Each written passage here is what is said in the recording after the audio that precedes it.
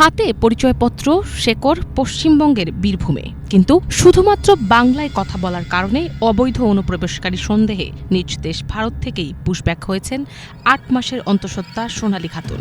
সোনালী খাতুনের সাথে বাংলাদেশে পুশব্যাক করা হয়েছে তার স্বামী, সন্তানসহ মোট ৬ জনকে। ঘটনার শুরু জম্মু কাশ্মীরের পেহেলগামে বন্দুকধারীদের হামলার পর থেকেই। এরপর দেশ জুড়ে অবৈধ বাংলাদেশি শনাক্তে বিশেষ অভিযান শুরু করে ভারত।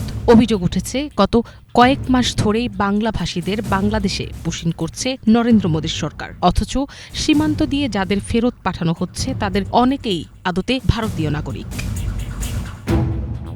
সম্প্রতি বিবিসি বাংলা এক প্রতিবেদনে এ সংক্রান্ত একটি ঘটনা বর্ণনা করে। গত ২ দশক দিল্লিতে গৃহকর্মী ও আবর্জনা সংগ্রহকারী হিসেবে কাজ করে জীবিকা নির্বাহ করছিলেন সোনালী ও তার স্বামী। গত ২৬ জুন তাদের বাংলাদেশি সন্দেহে আটক করে বাংলাদেশে পাঠিয়ে দেয় মোদী সরকার। পরে সোনালী খাতুন ভারতে আত্মীয় পরিবারের কাছে একটি ভিডিও পাঠানোর পরপরই বাংলাদেশ পুলিশের হাতে তারা গ্রেফতার হন।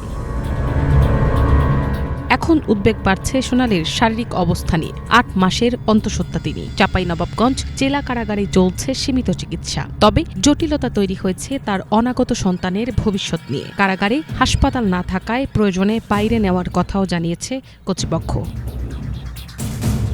বিবিসির দেওয়া তথ্যমতে সোনালী খাতুনের সঙ্গে আটক সবাই বীরভূম জেলার বাসিন্দা বলে নিশ্চিত করেছে পশ্চিমবঙ্গ পুলিশ। বীরভূম পুলিশ ও স্থানীয় সাংসদ শতাধিক বছরের পুরনো জমির দলিল সহ বিভিন্ন নথিপত্র সহ প্রমাণ করেছে তারা ভারতীয় নাগরিক। তবুও দিল্লির ফরেনার্স রিজিওনাল রেজিস্ট্রেশন অফিস তাদের বাংলাদেশি হিসেবে ঘোষণা করে। এ বিষয়ে মামলা চলছে কলকাতার হাইকোর্ট ও সুপ্রিম কোর্টে। তবে আইনি প্রক্রিয়ার গতি ধীর। সোনালীদের পরিবারের সদস্যরা এখন শুধুই অপেক্ষায়। এমন পরিস্থিতিতে প্রশ্ন উঠছে, সোনালী কি সন্তান জন্মদানের আগেই ভারতে ফিরতে পারবেন? আর যদি না পারেন, তাহলে বাংলাদেশে জন্ম নেয়া ওই শিশুর নাগরিকত্বের কি হবে?